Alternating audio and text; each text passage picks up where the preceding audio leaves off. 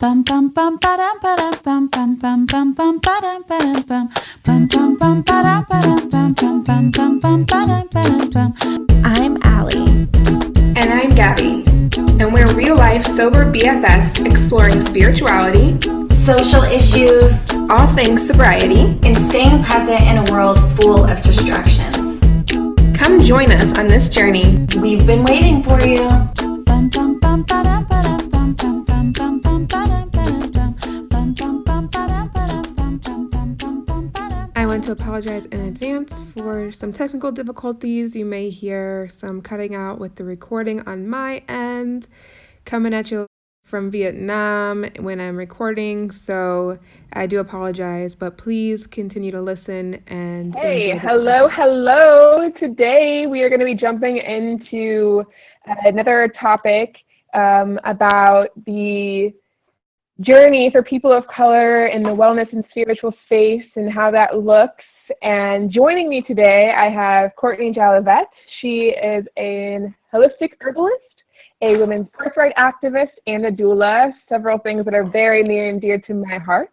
Courtney, so glad to have you here. How are you today? Hi, I'm great. Awesome. Would you mind sharing a little more about yourself? Of course. Well, my name is Courtney Jolivet. I go by the name of Earth Mama Naturals. I'm a community activist for women of color. I'm also a birth doula, postpartum doula, and lactation doula. I also work as a holistic herbalist for my doula practice, and I'm an advocate for birth rights, especially for women of color. Excellent. That is, I think, a very important topic right now as we battle a little bit with healthcare and equity in healthcare. So thank you so much for the work that you're doing. Absolutely. We also have joining us today Dr. Joy. She is a radical self-care strategist and joy instigator, author of the book Healing, the Act of Radical Self-Care, and my neighbor, or was my neighbor in East St. Louis. So hello, Dr. Joy. How are you today? Yes, I'm doing very well. Great to be here.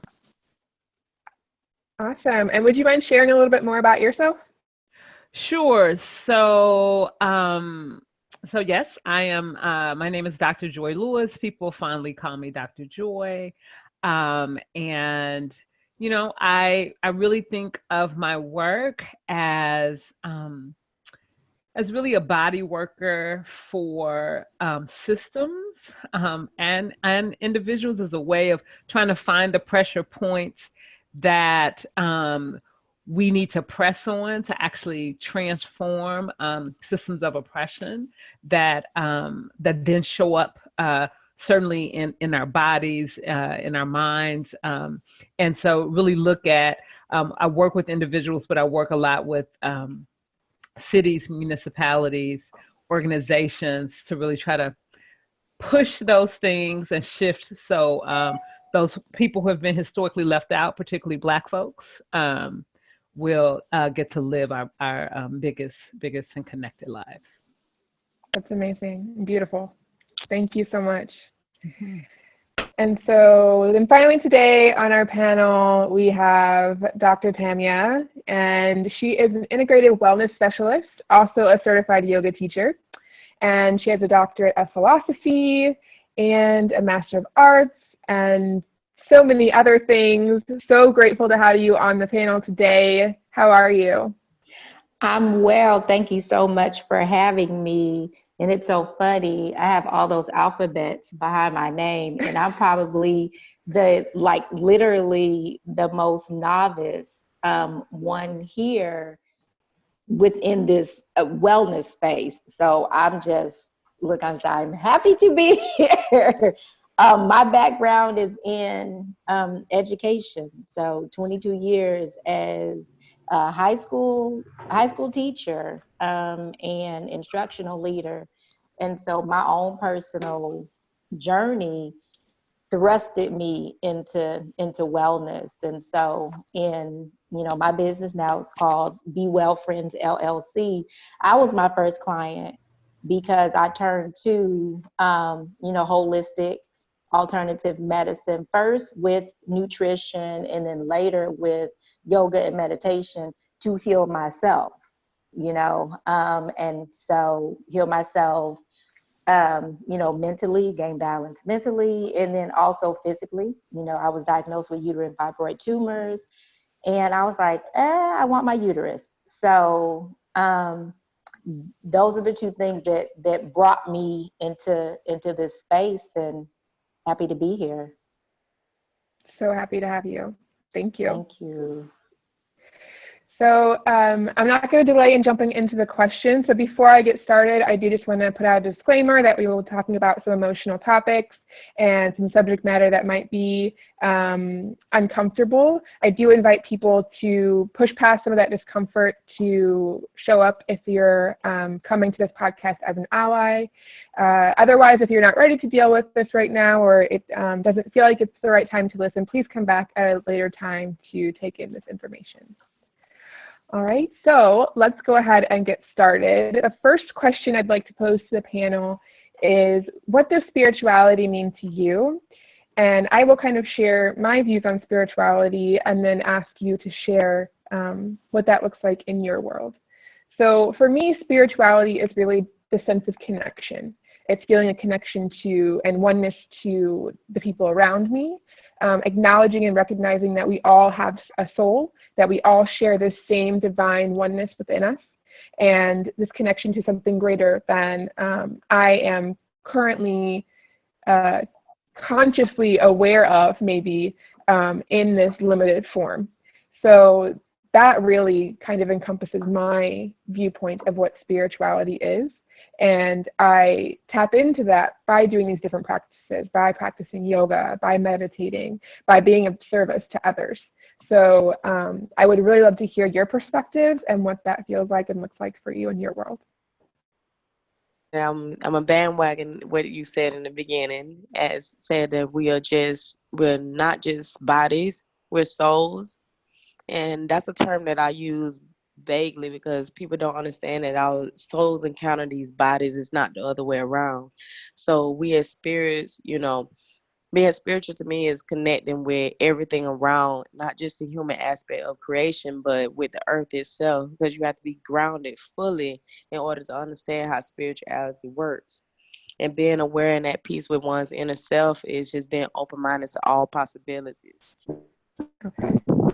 And so what does spirituality look like for you, Dr. Tamia? Spirituality to me looks like just belief in something greater than my physical body. I grew up probably with, what would be considered rather traditional spirituality, connected to belief systems. My dad was a pastor, so I grew up, going to church and, Baptist and Methodist, and, got to college and, was introduced to more, charismatic Pentecostal style. And that was all I knew. That was all I knew. I wasn't connected with the earth. I wasn't connected with an expanded belief system, and that wasn't until my own personal walk. So, spirituality, doubling back around, is belief in greater than this physical vessel and existence and life itself is the way that I really, really connect with the idea and the meaning of spirituality. Tamia's hands can only reach what they can touch, but in the spiritual realm, all things work together to be able to complete a particular purpose. And so definitely honor and respect that sense. Yeah, so thank you both. Lots of what has already been said, I echo, particularly the pieces around connection, around a power that is inclusive of us, but also is greater than us, right? Yes. So, so both and I think of spirituality as a pathway, right? A Exactly. pathway, a process, and not a destination. And as something that for me that allows me to live in a world that can be that can have a lot of heartbreak in it. Mm. It is a place for me to also be able to access joy, to be able to hold both things. So without that that connection, it would be hard to get up. And there are times when I know I did not have that connection, and it was difficult to get up. Right. Mhm. So it's like water, um, you know, like It's breath. constantly flowing. Yeah, you need it. Yeah. That was beautiful. I really love everyone's Oh, perspective. I think that it's always really beautiful to be able to come together and share our different views and expand in that way. Um, so, moving on to the next question, I want to ask, and this kind of actually ties into two questions that I put together, but since we are souls having this human experience, how does race play into your spiritual experience? We chose these bodies, we chose to take on these trauma and these challenges. Have you maybe tapped into why you were given or you chose this specific journey and this path, and the generational knowledge as well as challenges that come with embodying ourselves in these human bodies? I think every path, when it deals with how the souls and spirits interact with their human form, I know me personally, I feel like I was put here to shed light on areas where most people would be mute at. And I'm constantly asking all the time, like, how am I so comfortable with talking about a lot of things that most people aren't comfortable talking with, especially when it comes down to race, religion, which I pretty much stay away from, but spirituality, history, all of it. And I think about how I was raised. I didn't have to unlearn a lot because I wasn't raised in a religious home. Not saying that's a bad thing, but I wasn't raised in a religious home, so there wasn't a lot for me to unlearn. But when it comes down to race, I hold a lot of space for healing. Because I think about the fact that, when you're carrying a child, right? Majority of the trauma that you went through, your mother has gone through, her mother has gone through, all of it is carrying through that same wound. So, in order to dissect that whole reality, everything, you have to look at all parts of everything. We're not only dealing with our present trauma, but past traumas as well. So, I, I try to put race in parts of spirituality is not to get too attached to it, but still acknowledge that it exists, but in a manner of, okay, I know that this happened. I'm not going to move past it. I'm never going to forget it, but I am going to heal from it. Yeah, for me, it's uh, my race, particularly as a Black woman. It's it's not separate. It's um, it's central to. I don't think. Yes, you said like we chose to come here in this form. One of my biggest mentors right now, she just turned 6. Her name is Maya. And Maya, mom, is a doula, a community doula And Maya definitely is one of those souls that has been here before. And she often says, God is a Black woman, right? She's like, I God is a love Black Okay. it. woman. What are I y'all talking love about? it. She was Okay, Miss around Maya. somebody praying. This older woman was praying, and she was like, "Our Father." And Maya, opened her eyes, and she was like, "God is a Black woman. What are you talking about? Our Oh, Father." She was upset, and wow. so out of the mouths of babes, and it's like, wow, she was 5 at the time, 5 years old, and I just turned 50, and I'm like, what would my life, how would I have looked at life differently as a young person, that little, to think that God is a Black woman? Wow. Mm. And so just, I think the kind of expansiveness and how it does matter, so I think that there's a way that it's like, oh, well, race, whatever. It's like, no, it matters the images that we see, that I feel like that part of what I am recovering from is having, it says, I mean, I was brought up in a Christian household, and as I think about the Bible and all that, and it talks about, like, being made in God's image, and it's like, okay, well, then God is a Black woman, Mm. Yeah, yeah.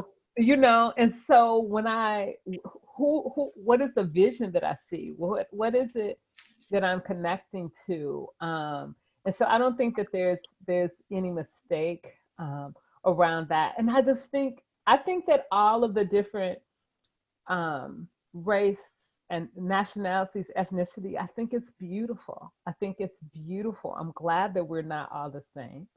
I'm glad that even within um, the context of Blackness, that we're not all the same. That there is a big enough container for us to be all different, and all of our Blackness is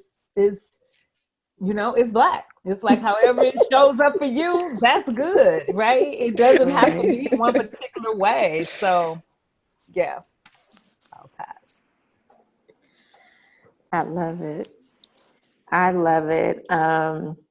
So it's so funny to me because I was kind of thinking, about just how I show up in spaces, and so how for me, um, race plays a part is because when I show up in spaces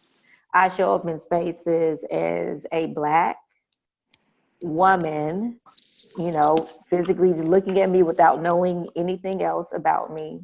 You see me, identify Black, right? Woman, and whatever that means to, whomever. And I bring with me my experiences. I bring with me my experiences of, growing up with a family of Baptist pastors as the lineage on one side, and with African Methodist and Christian Methodist Episcopal believers on the other side, and then my personal journey in the middle. And so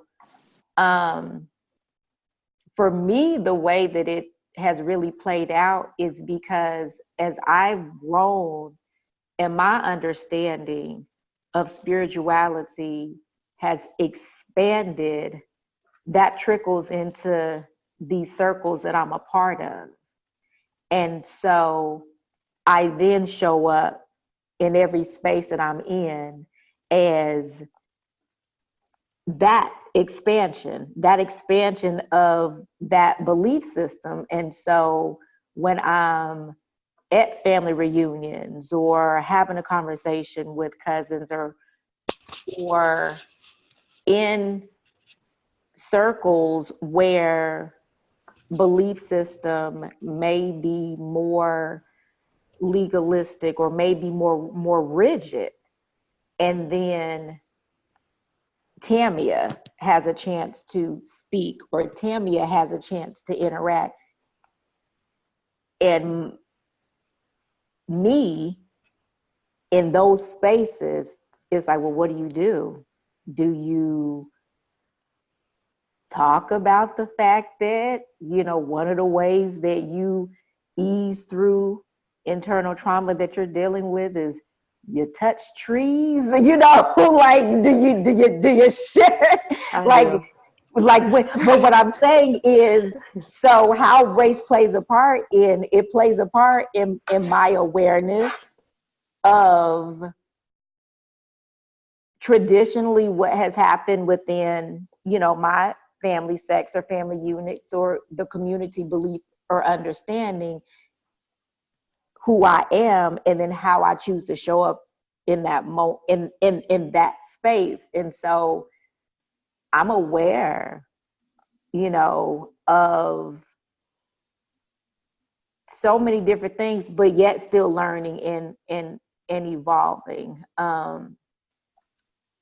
That even my expansion of spirituality is really, as I expand, I'm reaching back.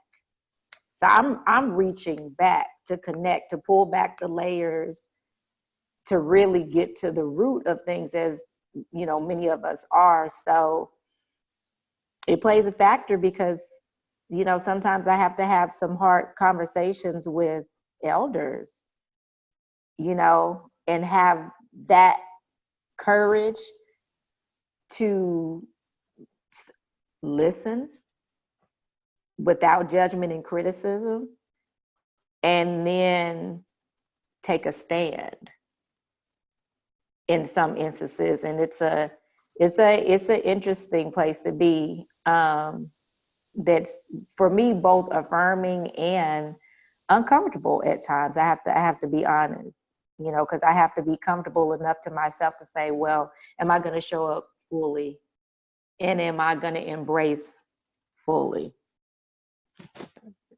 Thank you all for sharing.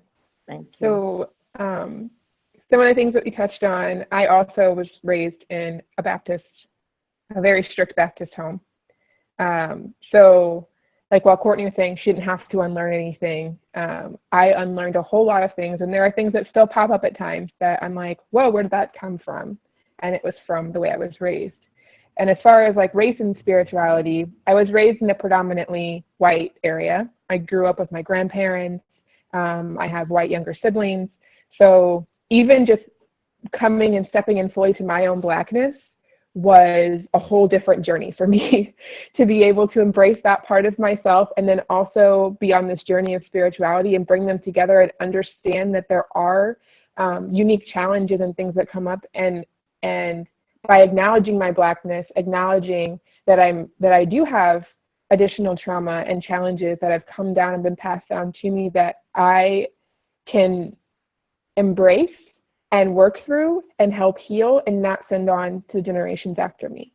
I know that there are so many other people, if anybody's living kind of siloed like I did growing up, and might be kind of going through the same journey, this is going to be so empowering and uplifting for them to be able to know, like, this is, like, you're not going through something that nobody else is experiencing. This is the reality. So Most definitely. thanks so much. What do you feel, or how do you feel about creating spaces specifically for people of color? So kind of like the self-segregation. Do you feel this is important for healing, or can healing be achieved in these predominantly white spaces where we've seen a lot of cultural bypassing and silencing of people of color? Is there going to be a place where we can continue this healing in those spaces, or do we need to self-segregate and have spaces that are Black only to facilitate this healing?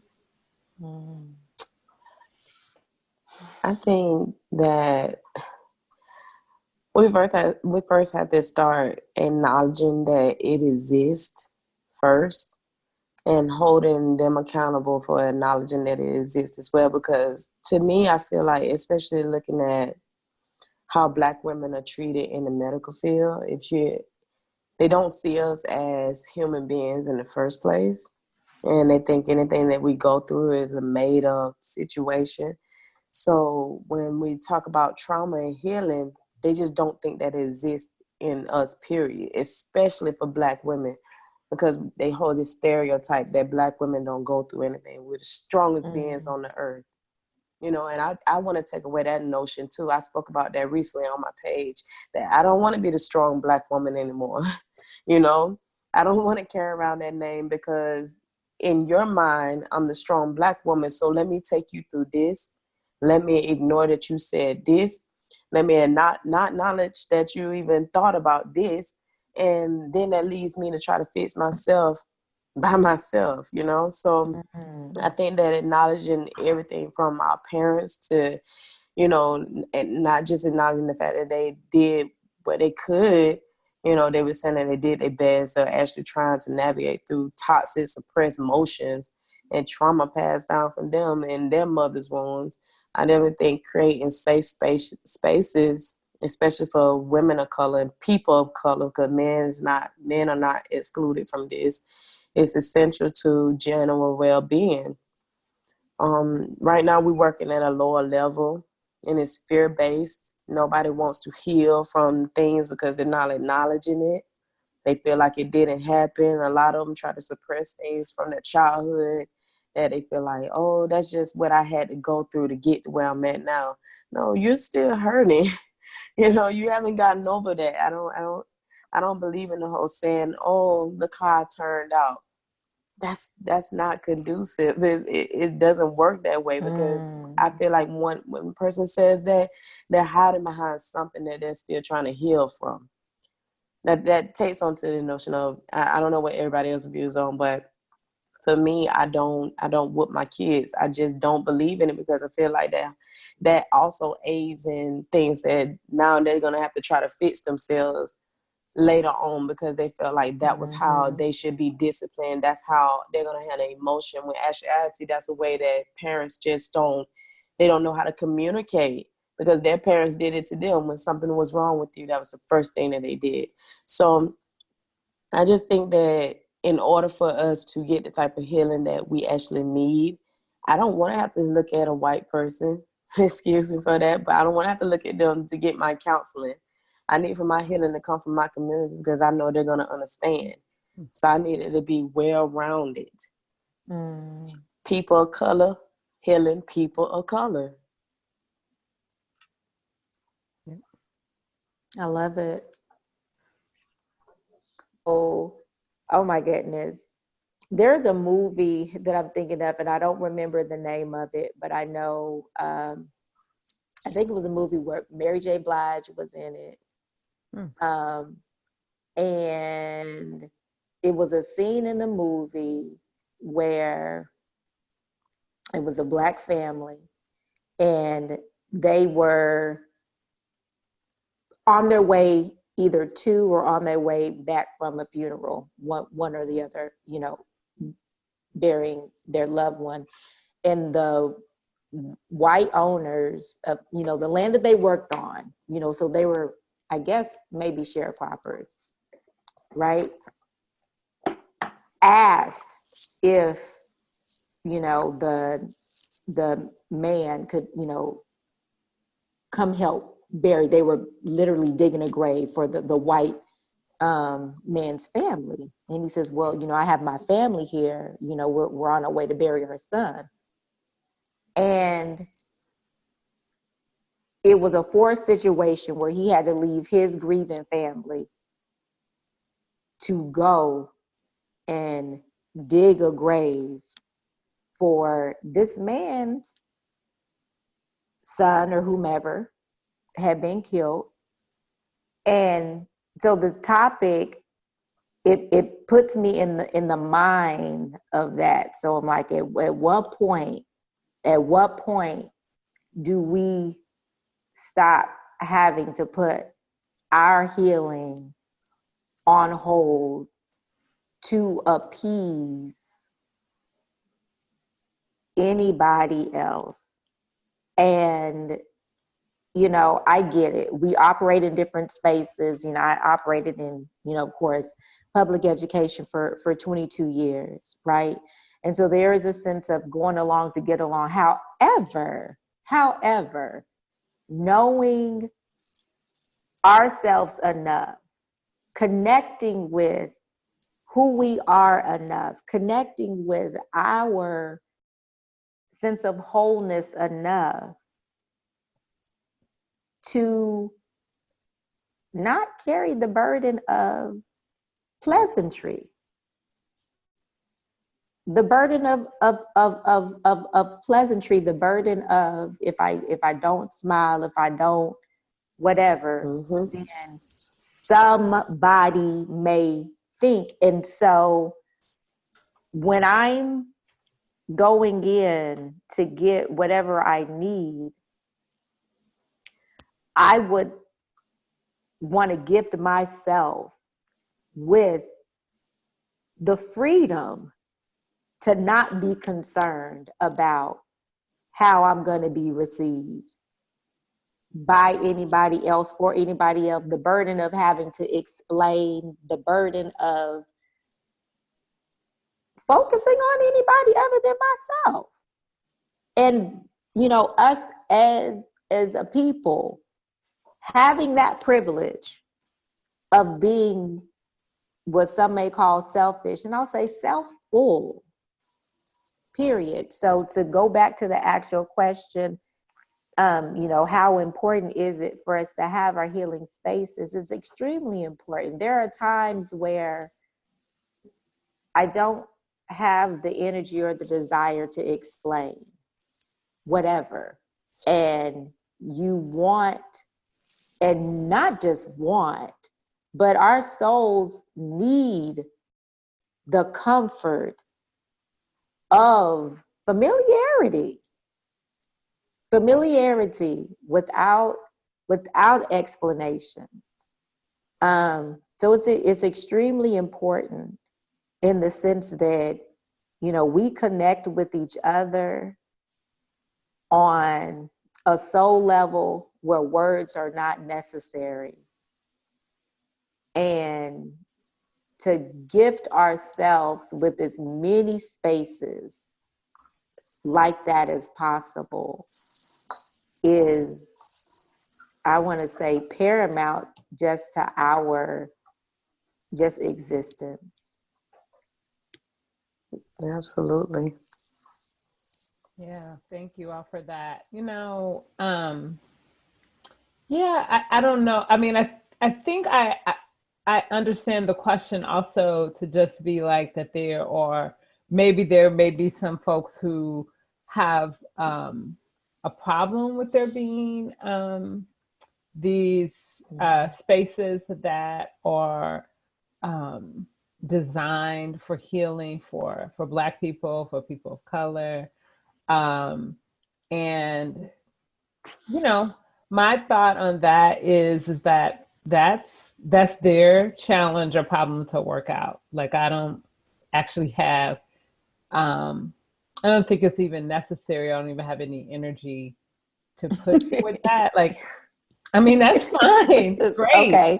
You know, have at it. Like, I don't, there's nothing, because it's nothing to debate. I mean, they can have their feelings, but it's just nothing to debate. I think that there are, you know, there's a need for sacred spaces. Period. Yeah. And I just think, you know, and I don't need permission for that. Right. There's just a need for sacred spaces. There are times, or there are situations, like I don't know where you guys live. Like, I live in Minnesota. And so now it is Black people here, but that was my next question. I want to be clear. It is Black people. There's quite a few. I live in Georgia. You see what I'm saying? Yeah, this is not Georgia. I live in Minnesota. Okay, oh, so wow. let's be really and I'm in Florida. Okay, so you know, we got, as I say, I call everybody the cousins. There's some Black cousins here, but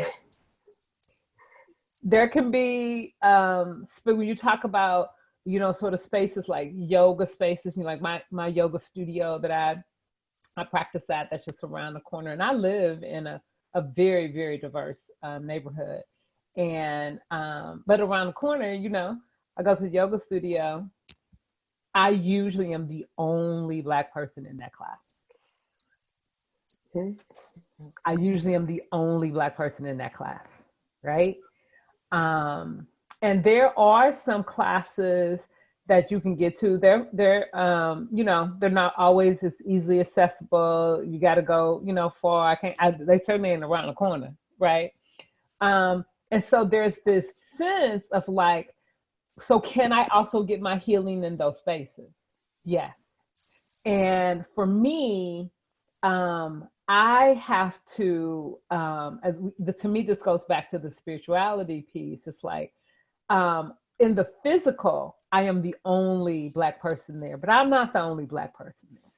Right? Exactly. And so my ancestors are there, and they are surrounding me, and I ask them, hey, can y'all go and prepare before I come, because I need that space. I practice hot yoga. Does something for my soul to be able to be in the heat, particularly when it's like below zero here. Like I need to do that. So it's at that same point where, and I'll just wrap this up quickly. I also am in recovery, and I am in recovery. I am in recovery from food addiction. And I practiced recovery when I first started in recovery in 2007. Yeah, 2007.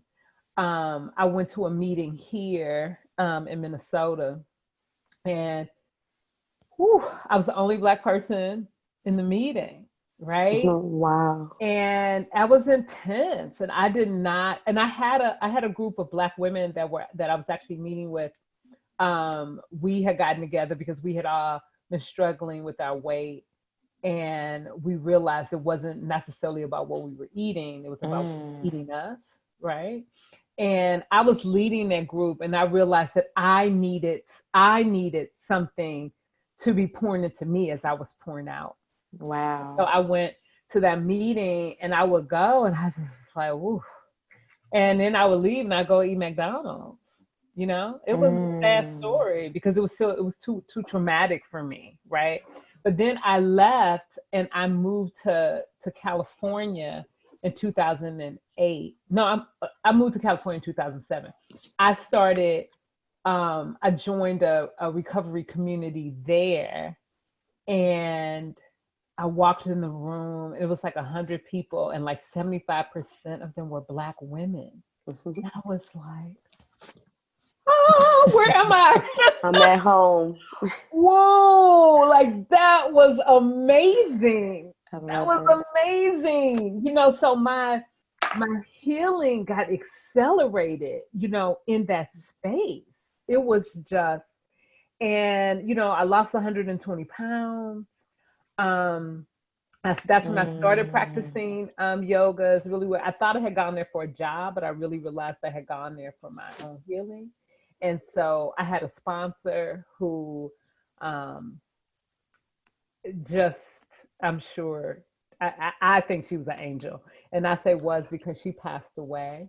But oh my God, like she was just amazing for 3.5 years. I talked to her every day on the phone, and my healing just got accelerated. And then I moved back to Minnesota in 2012, and I was on a job that was really, so much racism, so much trauma. And I was in that job for 9 months. And in that 9 months, I gained 70 pounds back. Right. So I use that as an example to say, like, it matters. Now I'm still here. I'm in Minnesota. I have gone back to that meeting that I used to go to before. And I use that as an example to say that my spirit, my spirituality, me working through my own healing, now I can be in those spaces and I am getting healed, right? But there were things that I needed to get filled up and protection to be able to do that. I was just kind of going in there raw. That didn't work for me. And sometimes, but and it's like, so I had to say, you know what? I don't live in California right now. This is the journey that I'm on. I'm not around a lot. I don't have as many Black people as I would want to, and yet I still have to heal. So what am I going to do? I'm not going to, I've tried that. I've tried just like sitting in my house. That's not going to work. Connection and community are so important. And Yes. Absolutely.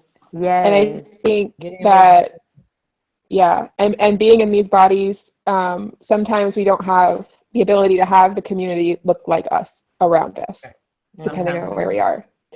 No. But we do still need that human connection. So I love that you shared your story, Dr. Joy, because you definitely showed that as we work through our own healing, we're able to go into spaces where it may have been really uncomfortable and difficult to be able to take off our own mask and be able to be fully present and available for the healing that's available to us there. There might be some healing that needs to be done before we walk into those spaces. What does healing look like for you? And I mean for everybody that's here on the panel. What does healing look like for you? And since we are kind of located all over the country, all over the globe, in your regional community, what does healing look like in your community, and what unique challenges are faced within your specific community and that subsection of overall Blackness in America? And this question is really important to me too, because I'm from St. Louis and I lived there during all of the Mike Brown stuff that happened, all of the rioting, all of the misrepresentation to the rest of the country through the media. And that was a big turning point for me in kind of living in my naive little bubble of, just dipping my toes into the superficial part of my Blackness, and then seeing that, like, there really is this disconnect. It was very eye-opening for me and a very big, rude awakening as to who I was also in my community. I realized that a lot of times when I was showing up, people were looking to me to be the representative of all Blackness because I would be the only Black person in my community. And there are times that I behaved in ways that I'm almost ashamed now looking back, that, like, not that it was my job or my burden to show up as a representative for everybody, because nobody is everybody, right? Like, everybody's a unique individual. None of us speak for the entire Black community. But, that's a lot to carry when you walk into spaces. And I think too, Dr. Joy, when you're speaking of walking into a space where you're looking for healing, when you walk in carrying that bag of somebody looking to you to also show up and smile and be a certain way and be a representative for the community, it inhibits your ability to just accept the healing that's available to you in those spaces. So again, the question was just, what does healing look like for you in your regional community, and what unique challenges are faced within that community in the overall kind of sphere of Blackness in America? Well, healing to me looks like a person that has acknowledged their own trauma. I talk about that a lot on my platform, whether it's from men to women to children. And of course, I can't always speak from a man's perspective, but I can view people from the outside until they tell me what's really wrong with them. And you can tell that there's something there that, is uncovered and they haven't spoken about. So to me, healing is you being able to trust a person or anyone, with knowing that you're acknowledging that something is wrong with you, you need help, and you want that help, So healing is a wide range of things. Like I use that a lot on my kids. Like, they're constantly going through emotions. I don't take them out of the equation, because people like to say, like, kids don't get stressed out. No, they get stressed out. They get stressed out just as much as adults do. So I don't never take away the fact that my children don't feel how they're feeling and they're just acting out. No, everything stems from somewhere. I took on my own healing when I acknowledged that my upbringing wasn't as positive as I am right now, because the person that I am now is totally different from the person that I grew up being. I went through a lot of toxicity between my mother and and I actually took that and dissected it all the way to the bottom of it. I explained to her that unless she was ready to, acknowledge her wrongdoings and a lot of things and respect me as a human being and as a mother, period, we couldn't have a relationship unless she was willing to heal.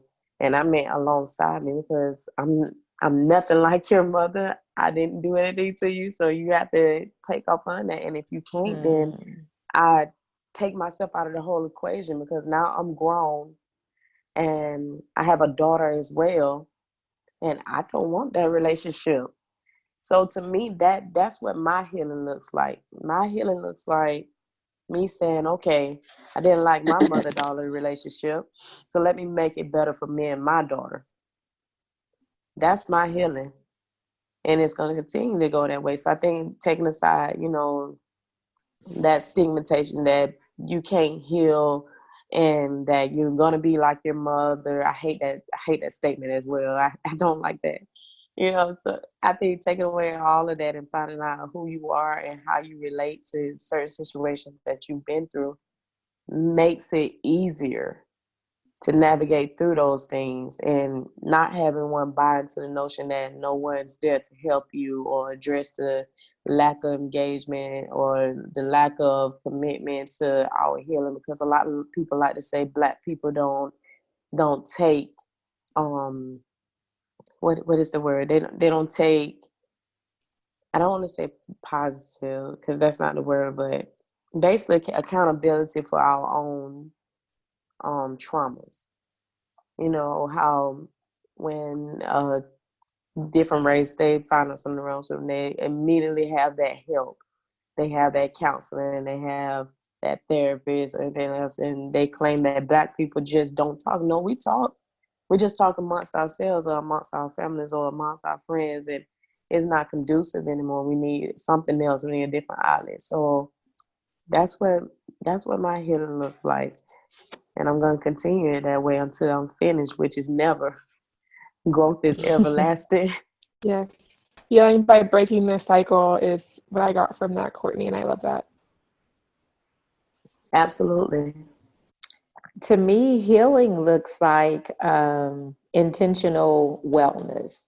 Um, being intentional about being well, not the well that I think I can have, not the well that I've been told to have. Because as we get older, people start talking about, oh yeah, how old are you? Oh yeah, it's about that time, all that kind of stuff. Oh, so for me, it has been having the completeness of wellness, like no limits in that path being cleared, no gender limits, no financial limits, cleared out. And it has really been letting go, of some stuff that I had learned about, what it means to, be well. I had a complete nervous breakdown at 23. I wasn't supposed to be able to do anything other than stare at the wall and drool, And so it's about facing stuff head on and saying, yeah, but no,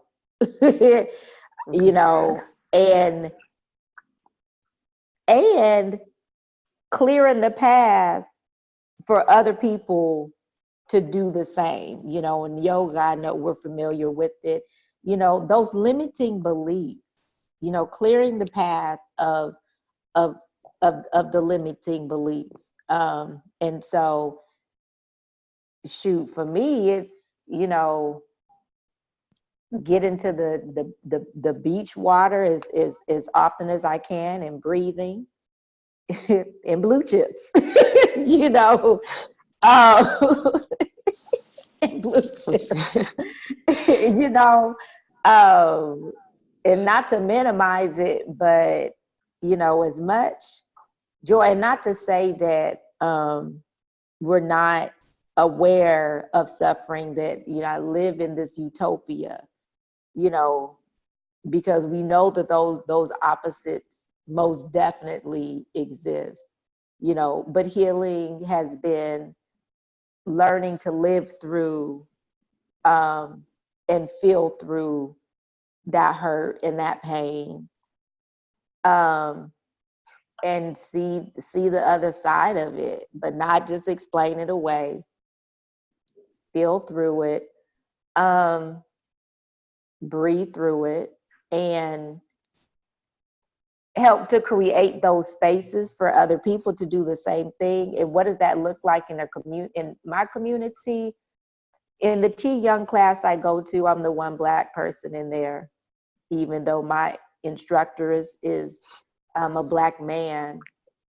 And I'm sitting here and he's talking about all the body systems, and we're breathing for the organs and everything. And I'm standing there and I'm wishing the rest of my community was there with me at the beach at 7 a.m., looking out at the ocean and extending our arms wide and breathing. And as I leave out, you know, like many of us here, I know that they're not there physically, but they're there with me because I'm bringing it back. And that's the only way that I can, you know, kind of look at that, to bring this into some of these other spaces, into the churches, into the community centers, you know, that may not believe in going to the beach at 7 a.m. and feeling the ocean vibrations, but could very well benefit from it. So, um, you know, is no holds barred, you know, show up as authentically as we know how. I just would add, I think you said at the beginning, we talked about like trauma being in our DNA.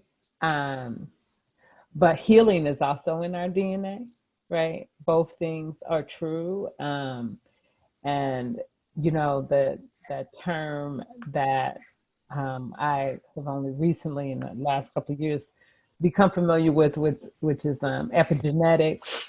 You know, our ability to be able to shift, right? The trauma that we have experienced, to have those patterns, you know, show up differently. And so, you know, it's we here. I'm in Minnesota. We hear y'all. And it's amazing the kind of healing that is happening in our community, and how we are finding each other right after right after Mike Brown was murdered in Ferguson. Well, actually, before that, I had the privilege and honor of being able to do some healing circles in North Minneapolis, here in Minnesota. And then when Mike Brown was murdered, then those healing circles really grew. And not long after that, a year or so later, then Jamar Clark was murdered, and then Philando Castile was murdered here, right? And so, you know, a lot of tragedy that has happened, but also in that, during that time, there were spaces that we were able to find each other in ways that we weren't able to find each other before. And so there's a network, the uh, Black Diaspora Healers Network, that kind of grew out of those spaces. So you just found all these people who were doing this amazing work. I call them invisible emotional laborers, right? There are always healers among us. And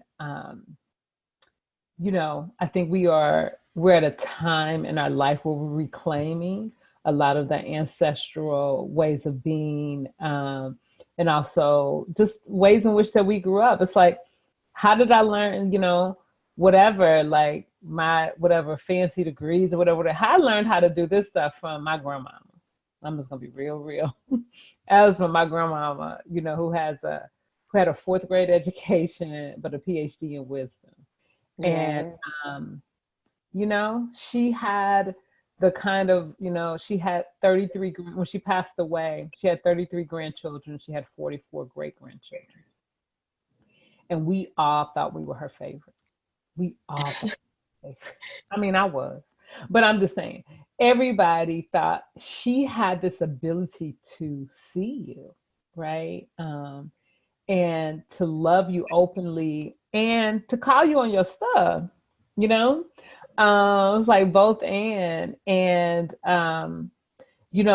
last thing I'll say about that is like, when I was young and I would like skin my knee and I would come, run outside playing and I'd come to my grandmother and she's like, oh baby, I'm really sorry. We need to clean that up. And then she'd get out the alcohol, right? And that didn't feel very good, right? Because she had to get that's healing. And so sometimes whenever we think about healing, we think like, oh, it's nice, cute. No, you got to get that stuff out. It is not cute. It's like the alcohol on my knee. And then, after she would clean it up, then it'll start like soothing, feeling okay. And then she put some more on it. And I'll be like, she's like, we got to make sure all of that's out before we put a Band-Aid on it. And so that's really the process, right? But I felt loved and cared about during that time period, even though it was hurtful. So even though I was in some physical pain, but I knew that my grandmother's intention was for me to be well. And I think that's what it is. That's the process we have to be in. So it's like, do you want to be well? Well, it's gonna hurt. There's gonna be some stuff that we gotta go through. It's gonna get ugly. Yeah. Yeah, it's not cute. Not in the least bit. Yes. Healing is a messy, beautiful journey. And correct, wide open. Yes. Sometimes tell people if you are going through like a personal development journey and everything's feeling like a Cinderella story and it's beautiful and at midnight you're transformed, you probably need to go a little deeper. You're missing something there. Because there's something that's keeping it a little superficial. And I think there's like a term that's going around now called spiritual bypassing, where people just do like all the pretty cute stuff that comes along with like all of the personal development work and spiritual development work, and like always think positive, always do all of these things, and in turn it looks pretty on the surface, but there's stuff that's not getting cleaned out. There's the alcohol's not reaching down in there because it's not being poured all the way on, right? So I want to thank you all for joining me today. That was a really great discussion. Before we go, though, I do want to ask if you have anything else you want to add to this conversation, anything that's come up for you that you feel like to share before we sign off. Thank you for creating this space to even have this discussion, most definitely. I'd like to thank you as well. And I also like to add in the one thing that I always say, which is I really want us as a whole to work on changing the narrative of how we see people of color, especially the negative aspects of it, and just lean into it more. It's there. We're all capable of it. Thank you again for curating the space, and it was so amazing to get to meet Dr. Tania and Earth Mama Natural. So great to get connected with you all. I mean, that's what's just so lovely about this new like sort of space that we're in, right? That we can be connected to folks that we would not have necessarily had an opportunity to ever meet. And so that I just feel really, really thankful. And that's a part of the healing process that, I can be in Minnesota and I can jump on here and be like, I'm here with my sisters, right? Who I haven't met, my cousins. And so that makes a really big difference. The final thing that I like to say is when I think about healing, as a part of that process, both, as I said, it's really about holding both heartbreak and joy, right? Like, how do we get to hold both? Because joy and pain run from the same faucet. They run from the same faucet, and you can try to turn it off, but it's just not really going to work. And the real importance of doing, as we do this work, a lot of my work is grounded really in radical self-care, for people to just, we have to take exquisite care of ourselves, right? And it's not going to always, people are not always going to necessarily want to make room for that, but we have to, it's a must. And so I hope that we get to be connected later. I hope folks will, I know that there's going to be some information about how to be able to connect with us later on. I have a course in radical self-care that's going to be coming out. So I hope if folks are wanting to be on their healing journey, to certainly check it out. And whether you do that or not, just please take exquisite care of yourself.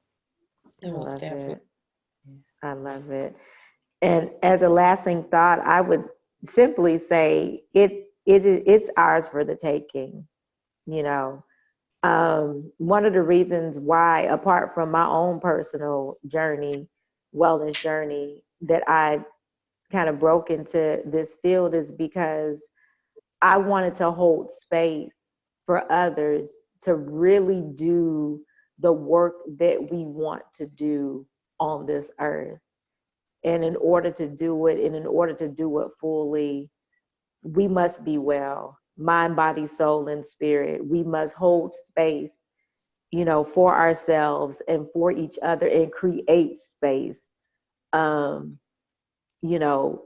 through our nutrition, through our meditation, through, joy,